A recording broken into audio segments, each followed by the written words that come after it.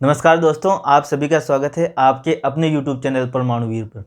तो आज जो हम टॉपिक पढ़ेंगे ना, इतना शानदार टॉपिक है और इतने शानदार तरीके से मैं आपको बताऊंगा कि आप इसमें से जो बनने वाले क्वेश्चन है कभी गलत नहीं करोगे और आपको अच्छी तरीके से समझाऊंगा।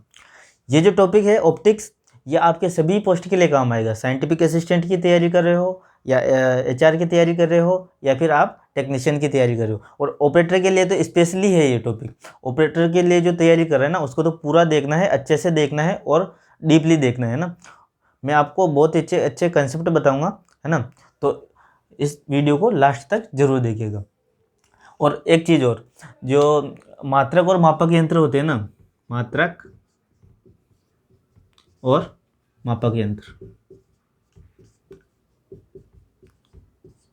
मात्रक और मापक यंत्र के जो बहुत सारे क्वेश्चन बनते हैं सभी एग्जामों में, है ना। उसके लिए मैंने एक 3 साल पहले वीडियो डाला था, वो अभी भी मेरे यूट्यूब चैनल पे पड़ा है। जिस भी भाई लोग ने वो वीडियो नहीं देखा है ना, वो वीडियो जाके देख लीजिए, क्योंकि और मात्रक और मापक यंत्र से जितने भी क्वेश्चन बनते हैं ना, वो मैंने सब उसमें कवर कराए हैं और अच्छे से समझाया है ना। लगभग वो 22 मिनट का वीडियो है। 22 मिनट में आपके सब मापक यंत्र और मात्रक कवर हो जाएंगे ना। उसमें सदिश सदिश राशियाँ भी है, मात्रक मात्रक जो मेन मेन राशियों के मात्रक है, बल का मात्रक हो गया, दाब का मात्रक हो गया, शक्ति का मात्रक हो गया, ये सभी मात्रक मैंने उसमें जोड़े हैं। मापक यंत्र भी जैसे बैरोमीटर हो गया, भूकंप के मापने के लिए जो यंत्र होते हैं, वो ऐसे तरीके से मैंने उसमें अच्छी तरीके से समझाया है। आपको वो वीडियो जाके देखना है और इस वीडियो की डिस्क्रिप्शन में भी मैं उसका लिंक दे दूंगा, वो वीडियो आप जरूर देखना, है ना। तो आज हम स्टार्ट करने वाले ऑप्टिक्स, है ना। तो ऑप्टिक्स यानी प्रकाश। प्रकाश होता क्या है? प्रकाश एक टाइप की एनर्जी है ना। प्रकाश एक टाइप की एनर्जी। आइंस्टाइन ने क्या कहा था कि जो ऊर्जा जो है छोटे छोटे पैकेट के रूप में गमन करती है प्रकाश के रूप में, तो उसे क्या कह दिया था आइंस्टाइन ने? फोटोन कह दिया था। तो अब अपन क्या देखते हैं प्रकाश में? सबसे पहले देखेंगे हम प्रकाश की चाल। प्रकाश की चाल क्या करती है? 3 × 10⁸ ठीक है। यानी इसका मतलब क्या हो गया? 3 × 10⁸ मीटर प्रति सेकंड। इसका मतलब क्या हो गया कि प्रकाश 1 सेकंड में 3 लाख, प्रकाश 1 सेकंड में 3 लाख किलोमीटर तक चलता है, ठीक है। प्रकाश का वेग क्या हो गया? 3 लाख किलोमीटर प्रति सेकंड, या 3 × 10⁸ मीटर प्रति सेकंड, ठीक है। ये हो गया प्रकाश का वेग, है ना। अब एक और चीज़ क्या है? प्रकाश वर्ष। प्रकाश वर्ष क्या होता है साहब? सबसे पहले तो बताओ, प्रकाश वर्ष मात्रक किसका होता है? प्रकाश वर्ष किसका मात्रक होता है? प्रकाश वर्ष मात्रक होता है साहब दूरी का, ठीक है। प्रकाश द्वारा एक वर्ष में चली गई दूरी को हम क्या कहते हैं? प्रकाश वर्ष। जो प्रकाश एक वर्ष में दूरी तय करता है ना, उसे क्या कहते हैं? प्रकाश वर्ष। तो यहाँ से देखिए 1 सेकंड में कितना तय कर रहा है? 3 × 10⁸, ठीक है। 3 × 10⁸, है ना। तो एक साल में चली गई दूरी है, तो एक साल में कितने दिन होते हैं? 365 होते हैं, है ना। तो 365 दिन होते हैं, और एक दिन में कितने घंटे होते हैं? 24 घंटे होते हैं। एक घंटे में कितने मिनट होते हैं? 60 मिनट होते हैं। और एक मिनट में कितने सेकंड होते हैं? 60 सेकंड होते हैं। तो 1 सेकंड में इतनी दूरी कर रहा था, तो 60 सेकंड में कितनी करेगा? इसको 60 से गुणा कर दो, है ना। और एक मिनट में कितने सेकंड होते हैं? 60 सेकंड होते हैं, ठीक है। और एक घंटे में कितने मिनट होते हैं? 60 मिनट होते हैं, ठीक है। और एक दिन में 24 घंटे होते हैं। इस प्रकार से मैं इसको गुणा करूंगा तो इसका आंसर कितना जो आएगा वो होगा प्रकाश वर्ष। प्रकाश वर्ष का जो मान होगा क्या आएगा मेरे पास? 9.46 × 10⁻15 मीटर, ठीक है। ये हो गया प्रकाश वर्ष का मान। और किलोमीटर में पूछे तो 1000 का भाग दे दीजिए, तो क्या आ जाएगा? 10⁻12 मीटर। ये प्रकाश वर्ष दूरी का मात्रक है। प्रकाश वर्ष का मान इतना होता है, ठीक है। अब आगे चलते हैं साहब। आगे क्या है? परावर्तन यानी रिफ्लेक्शन। रिफ्लेक्शन किसे कहते हैं? देखिए, परावर्तन या रिफ्लेक्शन। रिफ्लेक्शन किसे कहेंगे साहब? जब प्रकाश की किरण होती है ना, वो किसी माध्यम से टकरा के, किसी परावर्तक सतह से टकरा के मान लीजिए ये प्रकाश की किरण आ रही है, ये कोई माध्यम है, यहाँ पे कोई मीडियम है ना, ये किसी सतह से टकरा के वापस इसी मीडियम में चली जाती है, तो इसे क्या कहते हैं हम, परावर्तन कहते हैं।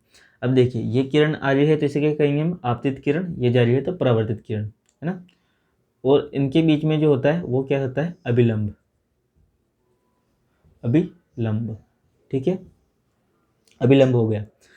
अब अभिलंब और आपतित किरण के बीच जो कोण बनेगा ना, वो होगा हमारा आपतन कोण, और अभिलंब और परावर्तित किरण के बीच जो कोण बनेगा वो होगा हमारा परावर्तन कोण, ठीक है। अब परावर्तन के नियम, परावर्तन के नियम क्या क्या होते हैं भाई, परावर्तन के नियम क्या होते हैं, परावर्तन के नियम, परावर्तन का पहला नियम होता है, जो आपतन कोण जो होता है ना, वो क्या होता है, परावर्तन कोण के बराबर होता है, ठीक है। और क्या होगा कि आपतित किरण, परावर्तित किरण और अभिलंब तीनों एक ही तल में होते हैं, तीनों एक ही तल में होते हैं। कौन कौन, आपतित किरण, परावर्तित किरण और अभिलंब, ठीक है, तीनों एक ही तल में हो गए। अब क्या देखना है अपने को, परावर्तन होता है ना, जब भी परावर्तन होता है ना, तो प्रकाश की तीव्रता क्या होती है, घटती है, तीव्रता घट जाएगी, प्रकाश की तीव्रता घट जाएगी। और बाकी जो राशियाँ होगी, देखिए एक होता है वेग, है ना, एक होता है तरंगदैर्घ्य, जो हम आगे पढ़ेंगे, ठीक है। वेग हो गया, तरंगदैर्घ्य हो गया, आवृत्ति हो गई, कला हो गई, और तीव्रता हो गई, और एक और होता है आयाम, ठीक है। ये जो राशियाँ होती है ना, ये प्रकाश के में आपको देखने को मिलेगी। तो जो परावर्तन जो होता है ना, उसमें क्या होता है, प्रकाश की तीव्रता घटेगी, है ना, तीव्रता घटेगी तो क्या होता है, आयाम क्या होता है, तीव्रता क्या होती है, आयाम का वर्ग का समानुपाती होती है। तीव्रता घटेगी तो आयाम तो वैसे ही घटेगा, ठीक है ना, तीव्रता घटेगी, आयाम घटेगा, दोनों चीज़ें घटेगी, बाकी सब चीज़ें जो है ये सेम रहेगी, इन पर कोई इफेक्ट नहीं पड़ेगा परावर्तन के अंदर, ठीक है। ये चीज़ क्लियर है। अब देखते हैं हम दर्पण, ठीक है। तो दर्पण कितने प्रकार का होता है भाई, दर्पण होता है मेरा, अच्छा इससे पहले देख लेते हैं हम प्रतिबिंब, यानी इमेज, प्रतिबिंब यानी इमेज। कभी भी दर्पण से जो इमेज बनेगी ना, वो टू टाइप की रहेगी, एक तो होती है रियल यानी वास्तविक, है ना, एक होती है अपनी वर्चुअल यानी आभासी, ठीक है। वास्तविक प्रतिबिंब जो बनता है ना, वो हमेशा कैसा होता है, उल्टा होता है, वास्तविक प्रतिबिंब उल्टा होता है, और आभासी प्रतिबिंब यानी वर्चुअल प्रतिबिंब कैसा होता है, सीधा होता है। वास्तविक प्रतिबिंब को अपन पर्दे पर प्राप्त कर सकते हैं, ठीक है, और आभासी प्रतिबिंब को हम पर्दे पर प्राप्त नहीं कर सकते, ठीक है। ये चीज़ क्लियर है ना, तो ये चीज़ आपकी क्लियर हो गई प्रतिबिंब वाली, है ना। वास्तविक प्रतिबिंब उल्टा होता है, पर्दे पर प्राप्त कर सकते हैं, और आभासी प्रतिबिंब सीधा होता है, हमेशा पर्दे पर प्राप्त नहीं कर सकते, ठीक है। अब पढ़ते हैं दर्पण यानी मिरर। तो मिरर कितने प्रकार के होते हैं साहब, मिरर होते हैं दो प्रकार के, एक हो गया हमारा समतल यानी प्लेन मिरर, समतल यानी प्लेन मिरर, एक हो गया मेरा गोलीय स्फेरिकल, ठीक है। अब इसमें भी दो तरह के होते हैं, एक होता है मेरा कॉन्वेक्स यानी उत्तल, है ना, और एक होता है मेरा कॉनकेव यानी अवतल दर्पण, ठीक है। ये मेरे दो प्रकार के मिरर हो गए। अब स्टूडेंट क्या करते हैं कि जब भी ये ऑप्टिक्स का टॉपिक खोलते हैं, डायरेक्ट वहाँ से पढ़ेंगे उत्तल दर्पण अवतल दर्पण, उत्तल दर्पण अवतल दर्पण, लेकिन ये वाला टॉपिक वो क्या करते हैं, छोड़ देते हैं, और इसी टॉपिक में से क्वेश्चन आते हैं। ज़्यादातर एग्जाम में देखे कि समतल दर्पण या प्लेन दर्पण से ही क्वेश्चन आते हैं। तो आज हम इसको अच्छे से पढ़ेंगे। ये जो ऑप्टिक्स वाला टॉपिक है थोड़ा बड़ा है, तो मैं 5-6 वीडियो में आपको पूरा करवा के दूंगा, है ना। तो आज हम क्या पढ़ेंगे, समतल दर्पण, और समतल दर्पण से संबंधित क्वेश्चन सभी करेंगे ना, इससे क्वेश्चन मिलेंगे आपको एग्जाम में। समतल दर्पण पढ़ेंगे साहब, समतल दर्पण। तो समतल दर्पण कैसा होता है, आपने घरों में देखा होगा, रोज देखते हैं। जो समतल दर्पण होता है, आप अपनी शक्ल उसमें रोज देखते हैं ना, बाल संवारते हैं, कपड़े पहन के ऐसा ऐसा करते हैं, चश्मा वश्मा लगा के देखते हैं, तो वो कौन सा दर्पण है, समतल दर्पण है ना। वो कौन सा दर्पण हो गया हमारा, प्लेन मिरर यानी समतल दर्पण हो गया। अब समतल दर्पण की प्रॉपर्टीज क्या है साहब, समतल दर्पण की प्रॉपर्टीज क्या है, समतल दर्पण पे जब भी प्रतिबिंब बनेगा ना, वो क्या बनेगा, हमेशा सीधा बनेगा। आप अपनी शक्ल देखते हो उसमें तो कैसे दिखाई देते हो, सीधा खड़े होते हो तो सीधे दिखते हो ना। ऐसा तो नहीं कि वो टांगे ऊपर दिखती है और सिर नीचे हो गया, ऐसा दिखता है क्या, नहीं दिखता है ना, सीधा दिखता है। तो सीधा प्रतिबिंब होता है ना, सीधी इमेज बनती है। और सीधी इमेज मैंने बताई थी अभी आपको, सीधी इमेज कैसी होती है, तो वो होती है वर्चुअल यानी आभासी। एक क्वेश्चन तैयार हो गया तुम्हारा। समतल दर्पण कैसा प्रतिबिंब बनता है, सीधा प्रतिबिंब बनता है, और कैसा होता है, आभासी होता है, वर्चुअल होता है। ठीक है, ये चीज़ क्लियर है साहब। अब क्या देखूंगा मैं, अब मेरे को देखना है, हाँ, समतल दर्पण की फोकस दूरी। समतल दर्पण की फोकस दूरी कितनी होगी साहब, देखिए, कोई भी इस प्रकार की शेप होगी या इस प्रकार की शेप होगी, तो उसकी तो मैं रेडियस निकाल सकता हूँ, ठीक है। लेकिन इस प्रकार की शेप होगी तो उसकी रेडियस कैसे निकालूंगा साहब, बिल्कुल सीधा है, सीधी लाइन है, स्ट्रेट लाइन है। तो फोकस दूरी कितनी होगी उसकी, ये जो लाइन जाएगी ये अनंत तक जाएगी, यानी इसकी फोकस दूरी कितनी होगी समतल दर्पण की, अनंत हो गई। फोकस दूरी कितनी होगी समतल दर्पण की, अनंत हो गई। एक क्वेश्चन ये तैयार हो गया।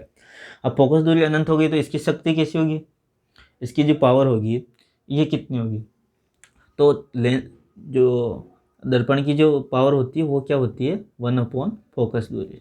ठीक है, 1/∞ रखूँगा मैं तो क्या आ जाएगा मेरे पास, 0। दर्पण की जो समतल दर्पण की जो पावर होती है वो कितनी होती है, 0 होती है।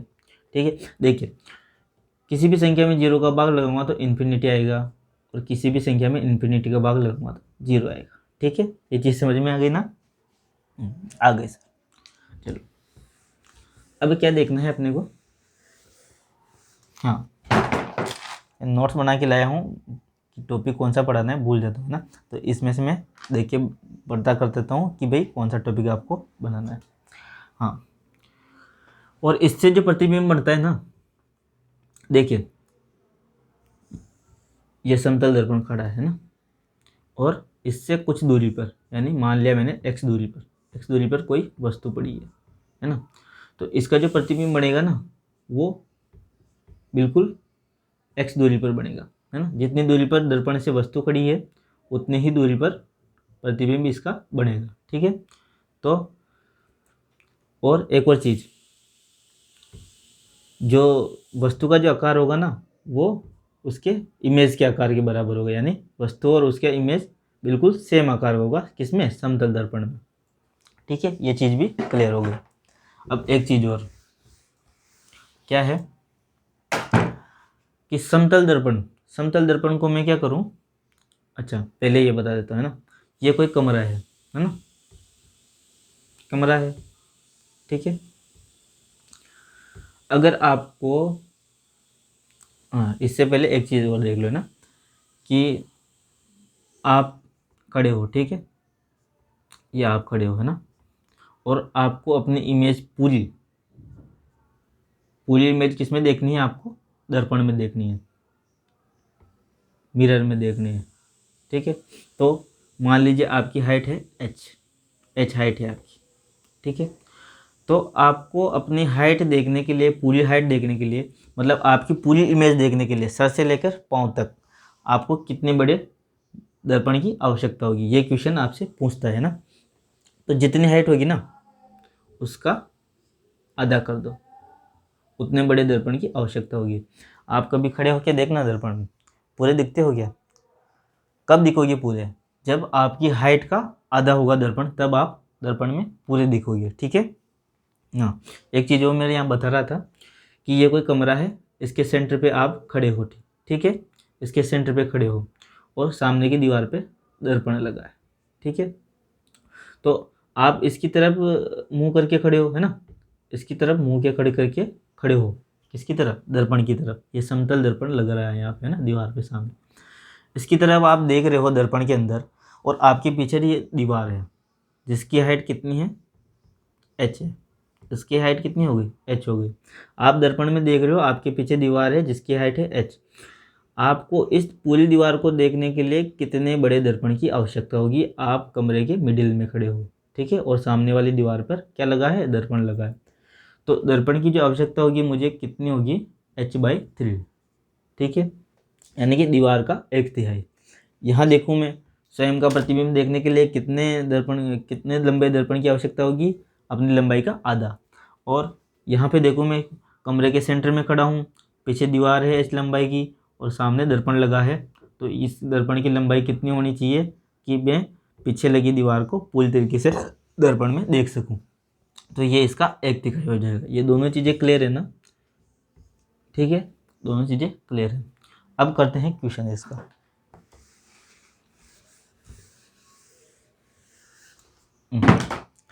मान लीजिए आपकी लंबाई है 164 सेंटीमीटर। ठीक है, यह आपकी लंबाई है। तो आपको अपना प्रतिबिंब पूरा दर्पण में देखना है, तो कितने दर्पण की आवश्यकता होगी आपको तो क्या होगा, 2 का भाग दे दीजिए, कितना आएगा मेरे पास, 82 सेंटीमीटर के दर्पण की आपको आवश्यकता होगी पूरा देखने के लिए। ठीक है, ये चीज़ है। अब एक इम्पोर्टेंट चीज़ है, क्या कि मैं किसी दर्पण को थीटा एंगल से घुमा दूं, तो जो उस पर जो परावर्तित किरण होगी, दर्पण को मैंने क्या कर दिया, थीटा एंगल से घुमा दिया, और परावर्तित जो किरण होगी वो क्या होगी, रिफ्लेक्टेड रे। परावर्तित किरण मतलब रिफ्लेक्टेड रे, है ना। अब हिंदी में ही बोलूँगा, इंग्लिश में मैं इंग्लिश मीडियम का नहीं हूँ मैं, हिंदी मीडियम का, इंग्लिश मेरे को कम आती है। ठीक है, परावर्तित किरण मतलब हो गया रिफ्लेक्टेड रे। ठीक है ना, ध्यान रखना भाग्य से कि मैं रिफ्लेक्टेड रे को परावर्तित किरण ही बोलूँगा, है ना। तो अब क्या होगा कि मैंने दर्पण को थीटा कोण घुमा दिया, थीटा कोण घुमा दिया, तो परावर्तित किरण कितनी घूम जाएगी, 2 थीटा कोण घूम जाएगी। ठीक है, अब इससे सवाल बनता है साहब कि किसी दर्पण को मैं 30 डिग्री घुमा दूं तो उसकी परावर्तित किरण कितनी डिग्री घूम जाएगी, तो 2 से गुणा कर दीजिए, कितनी डिग्री घूम जाएगी, 60 डिग्री घूम जाएगी। ठीक है, ये कंसेप्ट क्लियर है, क्लियर है ना, क्लियर है। ठीक, चलो, समतल दर्पण से ही क्वेश्चन पूछे जाते हैं और इसी प्रकार के क्वेश्चन आपसे पूछ लेगा, है ना। अब क्या है कि जैसे कोई दर्पण है ना, ये कोई दर्पण है ना, और यहाँ से कोई, जैसे आप हो, आप खड़े हो यहाँ और किसी वेग से चल रहे हो, x वेग से चल रहे हो, मान लो x वेग से दर्पण की ओर चल रहे हो, तो आपका प्रतिबिंब भी इतनी दूरी पे होगा जितनी दूरी पे आप खड़े हो, है ना। तो आप इस दर्पण की तरफ x वेग से चल रहे हो। ठीक है, x मीटर प्रति सेकंड लिख लो या कुछ भी ले लो, आपका वेग x है। ठीक है, तो आप दर्पण की तरफ चल रहे हो तो क्या होगा, प्रतिबिंब भी दर्पण की तरफ चलेगा, किस वेग से चलेगा, x वेग से। ठीक है, आप एक दर्पण की तरफ x वेग से चल रहे हो तो प्रतिबिंब भी दर्पण की तरफ कितने वेग से चलेगा, x वेग से। लेकिन यहाँ पे ध्यान रखना है, क्या ध्यान रखना है कि दर्पण के सापेक्ष अगर मुझसे वेग पूछे कि भाई कोई व्यक्ति या फिर कोई वस्तु दर्पण की तरफ x वेग से चल रही है, और तो उसका प्रतिबिंब दर्पण के सापेक्ष कितने वेग से चलेगा, तो दर्पण के सापेक्ष तो हो गया मेरा x, जितने वेग से वस्तु चल रही है जितने वेग से प्रतिबिंब चलेगा, इमेज चलेगी। लेकिन इसी वस्तु के सापेक्ष पूछ लिया तो कि भाई कोई वस्तु x वेग से चल रही है तो उसका इमेज किस वेग से चलेगा, किसके सापेक्ष, इस वस्तु के सापेक्ष कितना वेग से चलेगा, तो वो कितना हो जाएगा, 2x वेग, यानी इसका 2 गुना हो जाएगा।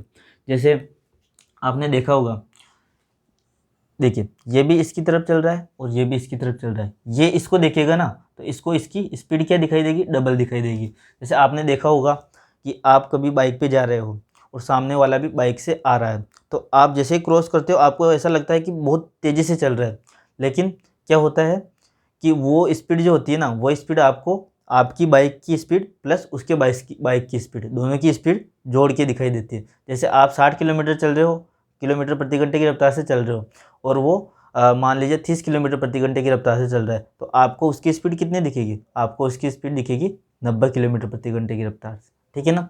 तो इसी प्रकार से ये है, ठीक है। तो सवाल बन जाता है मेरा कि कोई वस्तु 20 मीटर प्रति सेकंड की रफ्तार से दर्पण की तरफ चल रही है ना। तो पहला तो क्या देखना है मेरे को, दर्पण के सापेक्ष इमेज की चाल, दर्पण के सापेक्ष इमेज की चाल कितनी होगी, ठीक है। और दूसरा क्या देखना है मेरे को, वस्तु के सापेक्ष रेस्पेक्ट ऑफ ऑब्जेक्ट, वस्तु के सापेक्ष, ठीक है। चाल कितनी होगी इमेज की, वो आपको निकालना है और कमेंट बॉक्स में छापना है, ठीक है। ये कंसेप्ट समझा दिया मैंने, इस कंसेप्ट से आप ये क्वेश्चन कर सकते हैं। अब एक और चीज़ इसी क्वेश्चन से, इसी प्रकार का क्वेश्चन है, ठीक है। कि मान लीजिए कोई वस्तु तो है स्थिर, ठीक है, स्थिर है, और दर्पण इसकी तरफ से चल रहा है, ऐसा दर्पण इसकी तरफ चल रहा है, इस वेग से एक्स वेग से चल रहा है। ये स्थिर वस्तु है, ये दर्पण पड़ा है और इसकी इमेज बन गई यहाँ पर, ठीक है ना। तो अगर दर्पण इसकी तरफ चलेगा तो इमेज भी इसकी तरफ चलेगी, तो इसकी जो वेलोसिटी होगी ना वो क्या होगी दर्पण के सापेक्ष 2x हो जाएगी। एक्स वेग से दर्पण इसकी तरफ चल रहा है वस्तु की तरफ, तो इसकी इमेज वस्तु की तरफ किस वेग से चलेगी, 2x वेग से, ठीक है। समझ में आया होगा, बिल्कुल समझ में आया। अब क्या करना है अपने को, हाँ ये कंप्लीट हो गया ये कंप्लीट हो गया ये भी कंप्लीट हो गया। हाँ, कोई दो समतल दर्पण है ना, कोई दो समतल दर्पण है साहब, ये दो समतल दर्पण हो गए मेरे, ठीक है। एक दूसरे से थीटा एंगल पे झुके हुए, और इनके बीच में कोई वस्तु रख दूं मैं, तो इसकी कितनी इमेज बनेगी, ठीक है। तो थीटा एंगल पे रखा तो इसकी इमेज की जो संख्या होगी ना वो क्या होगी, 360/थीटा, ठीक है। ये सूत्र आपको ध्यान रखना है। वैसे तो दो सूत्र बताए जाते हैं, लेकिन आपको यही ध्यान रखना है, एक 360/थीटा।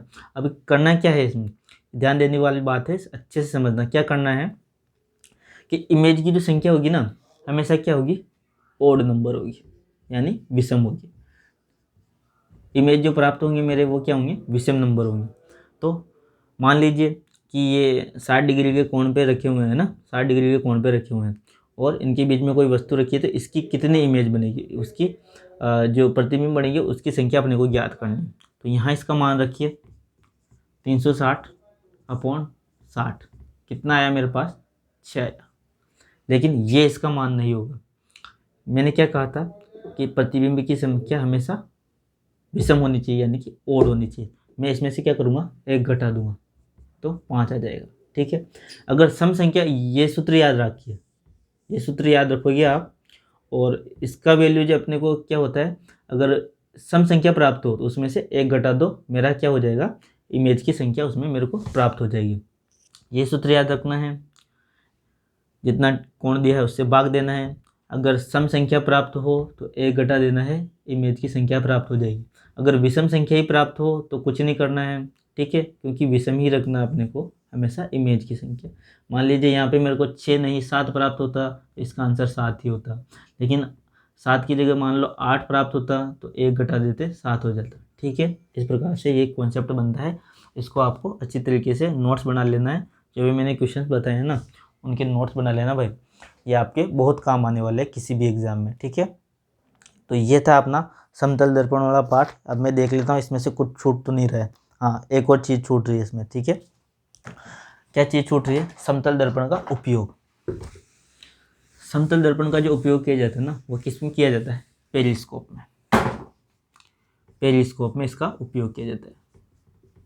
कहाँ पर किया जाता है, पेरिस्कोप का उपयोग कहाँ किया जाता है, पनडुब्बियों में। पनडुब्बियाँ जो होती है ना, पनडुब्बियों में इसका उपयोग किया जाता है। किसका? पेरिस्कोप का। और समतल दर्पण का उपयोग पेरिस्कोप में किया जाता है। इसमें क्या होता है, दो समतल दर्पण 45 डिग्री के एंगल पर झुके हुए होते हैं। ठीक है, 45 डिग्री के एंगल पर झुके होते हैं पेरिस्कोप। और पेरिस्कोप में क्या होता है, समतल दर्पण। समतल दर्पण, ये पेरिस्कोप किस में काम में लिया जाता है? पनडुब्बियों में। ठीक है, तो ये हो गया अपना समतल दर्पण वाला टॉपिक। ये अपना आज क्लियर हो गया। आगे मैं आपको पढ़ाऊंगा गोलीय दर्पण, जिसमें अवतल और उत्तल दर्पण आएंगे। तो बने रहिए मेरे साथ, मेरे चैनल को सब्सक्राइब कीजिए, वीडियो को लाइक ज़रूर कीजिएगा। ठीक है, थैंक यू।